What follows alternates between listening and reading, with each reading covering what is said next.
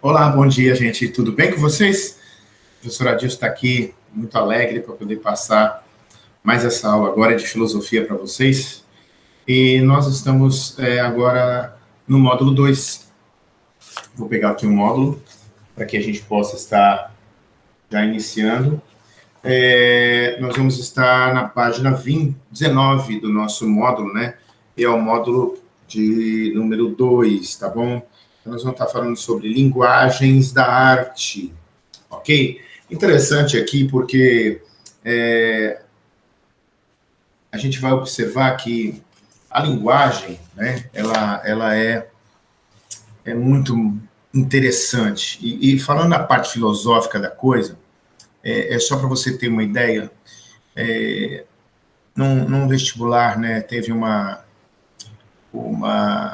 questão que foi colocada neste vestibular, e a pergunta foi a seguinte: tinha lá a sequência do número 2, 10, 12, 16, 17, 18 e 19.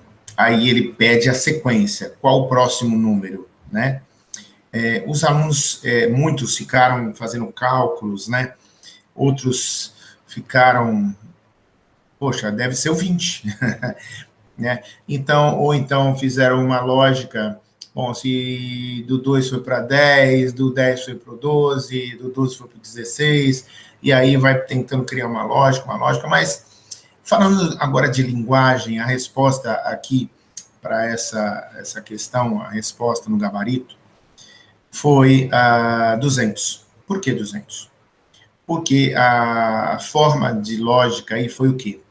Todos os números ali, o 2 começa com D, o 10 com D, com a letra D, o 12 com a letra D, o 16 com a letra D, o 17 com a letra D, o 18 com a letra D e o 19 com a letra D. Então, a sequência nessa lógica, nesse pensamento, nessa linguagem, né, seria o quê? O 200.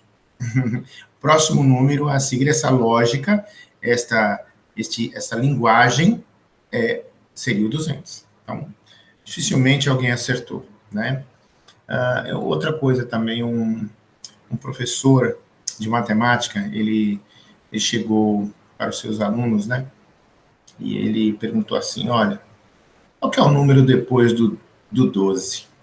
O que vem depois do 12? E aí os alunos ficaram um pouco meio assim, será que ele vai querer fracionar alguma coisa, tal?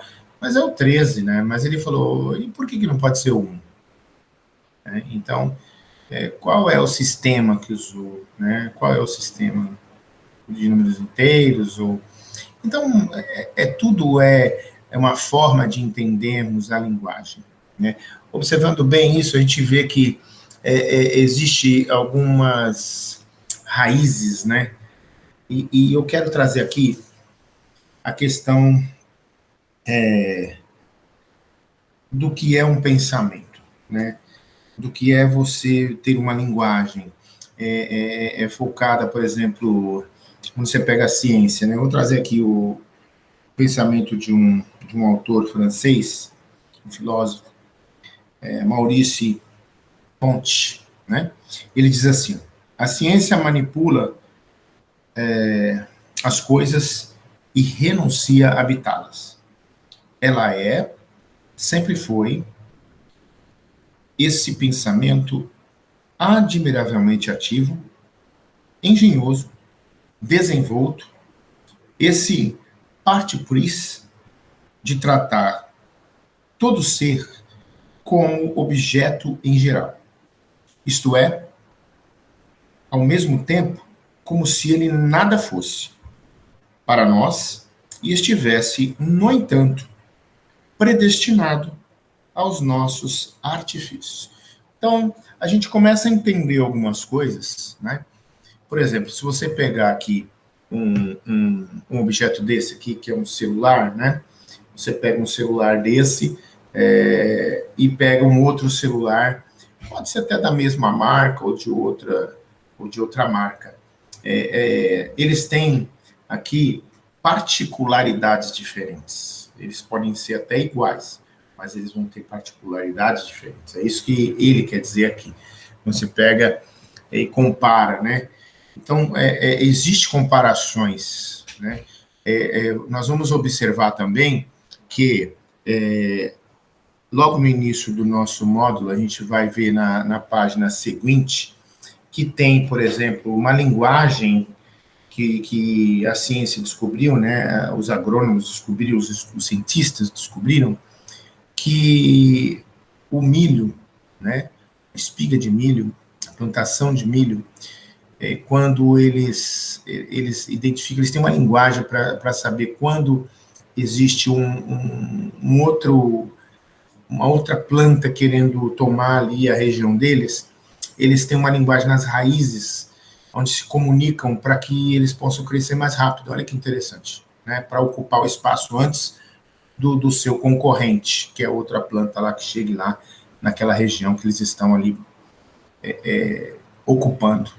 Então, eu queria trazer para vocês essa ideia, e também a gente vai estar falando aqui nesse módulo sobre as particularidades da linguagem dentro da arte. Então, você vai ver na fotografia, você vai ver que tem uma linguagem também na pintura, tem uma linguagem no som, né, na música, né, na comunicação. Então, há uma linguagem nas libras, por exemplo, né, que as pessoas falam através de libras, né? São gestos, são linguagens, né? Então, tudo isso faz parte da filosofia. E eu quero trazer aqui para vocês, eu quero compartilhar um vídeo aqui que fala sobre isso, né? Deixa eu achar aqui. Beleza, pronto. Esse aqui que eu quero trazer aqui para vocês. Isso, deixa eu só dar uma paradinha aqui. E eu quero compartilhar com vocês, tá bom? Deixa eu compartilhar aqui. Já achei o que eu queria, agora nós vamos compartilhar.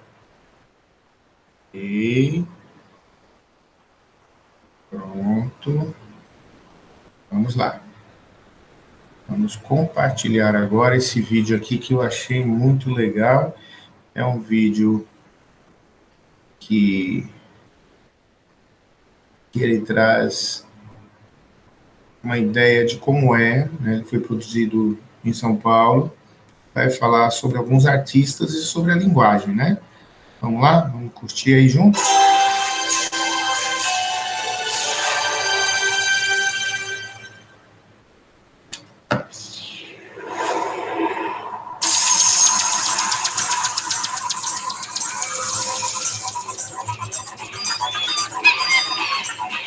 Todos os dias, nossos sentidos são inundados por cores, sons, movimentos, formas, luzes, texturas. São estímulos visuais, sonoros, táteis. E nós usamos desses elementos para nos expressar. Você expressa de várias maneiras, tanto nas cores da roupa, quanto sua maneira de andar, sua expressão no olhar. Não é à toa que quando a gente está de luto, a gente usa preto. O azul pode me lembrar o céu, o branco significa paz. O movimento, o som, a forma e a cor são elementos fundamentais do chamado fazer artístico. A partir da intenção, do desejo, da expressão dos artistas, esses elementos se combinam, muitas vezes em composições surpreendentes. Eu começo a pensar o trabalho pensando na cor. E eu acho que cor é relação. O amarelo fica bonito porque está do lado de uma outra cor que também o valoriza. Então, o trabalho da pintura é um pouco estabelecendo uma relação harmoniosa entre essas relações. Harmoniosa no sentido de que uma não destrua a outra. Eu procuro casas que sejam de arquitetura vernacular, né, que sejam casas populares. E aí, quando eu chego na casa, eu não sei o que tem lá dentro. É aí que eu procuro as formas. Depois que eu cheguei nesse lugar, que eu não sei qual é que eu vou procurar as cores, a luz, de onde está entrando a luz. Observe que a linguagem não de tem que janela um sistema, que vem, ela vem de que jeito, como é que é a decoração da casa, tem alguma estampa legal, onde a luz está fazendo um desenho bonito. Aí é que eu vou procurar as questões formais. Mas quando é que as cores, as formas e os volumes deixam de ser elementos de uma imagem para se transformar em arte? O que dizem as cores em uma pintura? As formas e os volumes em uma escultura? Nenhuma dessas perguntas tem uma resposta simples. Um artista pode levar muito tempo pesquisando, descobrindo e redescobrindo como usar e combinar esses elementos para expressar sentimentos, pensamentos e ideias. É óbvio que a gente supõe sempre o que torna uma obra de arte ela ter sido feita por um artista. Isso é um pressuposto. Porque o artista tem uma intenção, porque o artista tem uma linguagem, ele tem uma visão de mundo, ele traduz essa visão de mundo realizando obras das mais variadas características. Pode ser uma pintura, uma fotografia, uma escultura, pode ser alguma coisa, inclusive, que nem se assemelha a isso, porque hoje a noção de arte ela se ampliou consideravelmente. O que se demanda de um objeto de arte, o que se espera, o que se chama, são objetos que trazem à mente relações, despertam, destravam em nós determinados aspectos que não são comuns, não são ordinários, não são habituais, não são triviais. Eu posso ter uma ideia, eu vou pintar tal coisa, mas é no exercício da pintura que aquilo vai ganhando uma verdade. Ela vai se mostrando na sua realidade, no seu limite, seus conteúdos, se é bom, se não é, vai fazendo sentido para mim. Esse sentido só vai se fazendo à medida que eu vou trabalhando.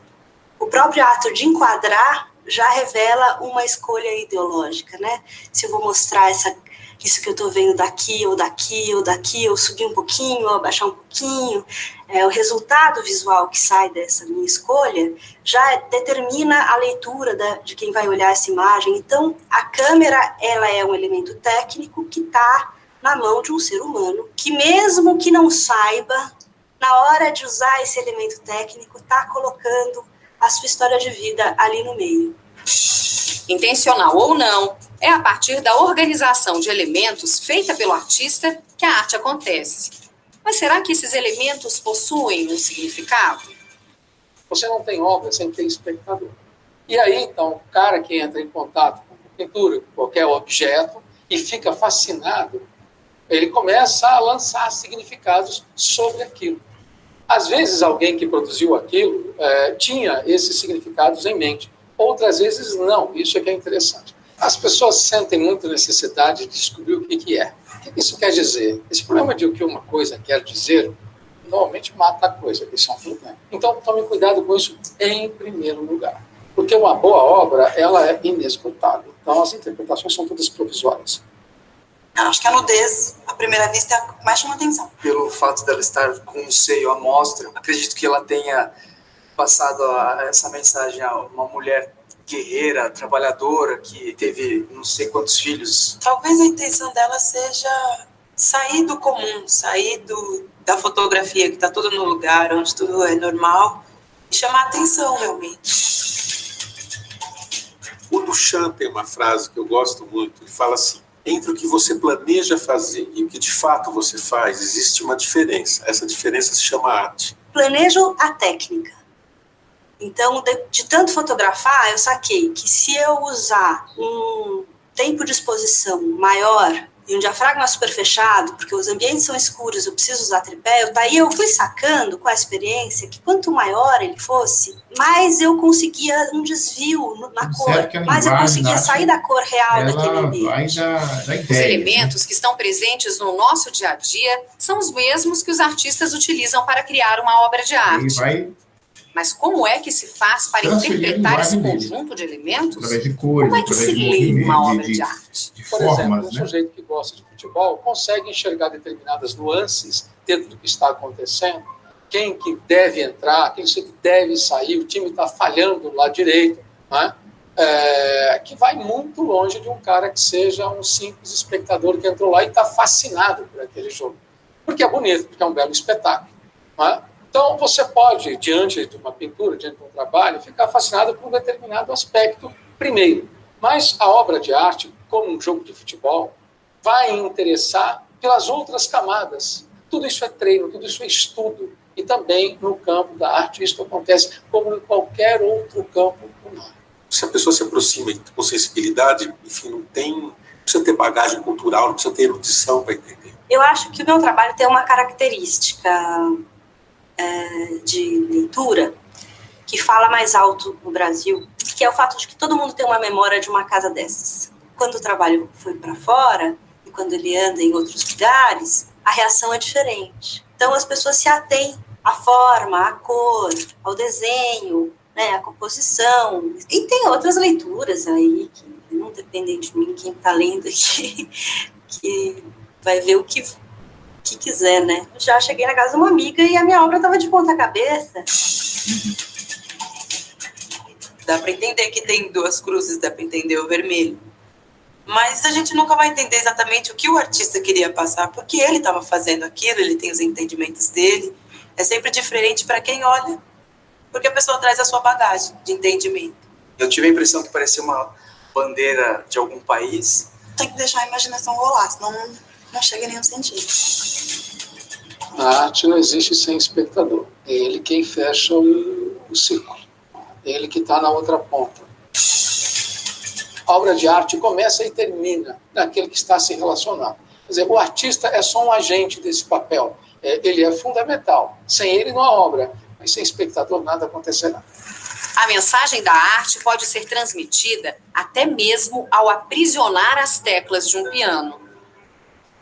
A prisão cala o som.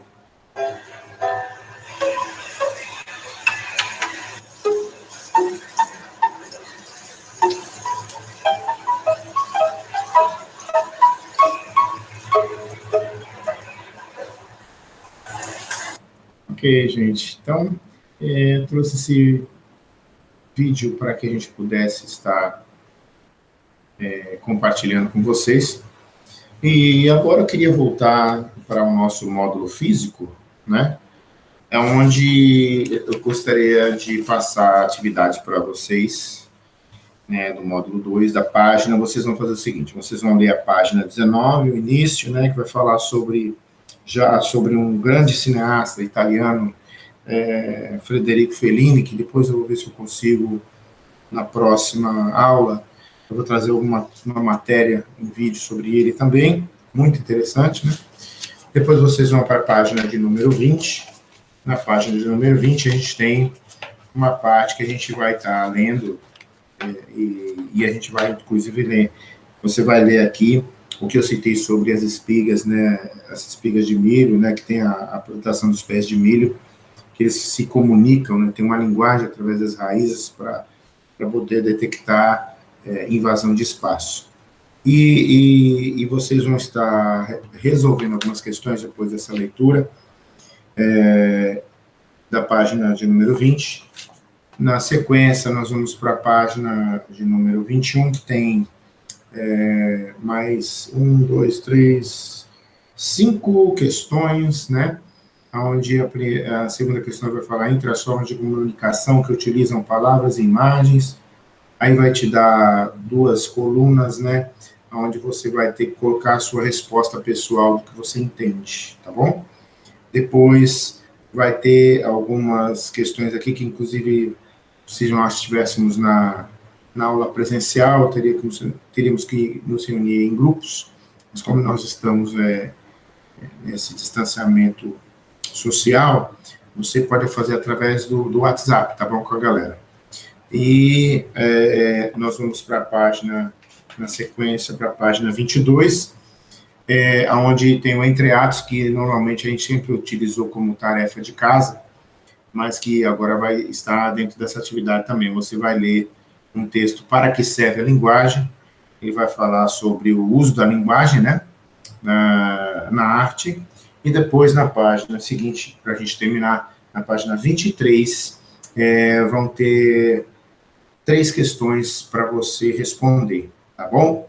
E eu quero também já trazer para você que na próxima aula a gente vai estar falando sobre... Eu quero trazer um vídeo sobre Frederico Fellini, um grande cineasta.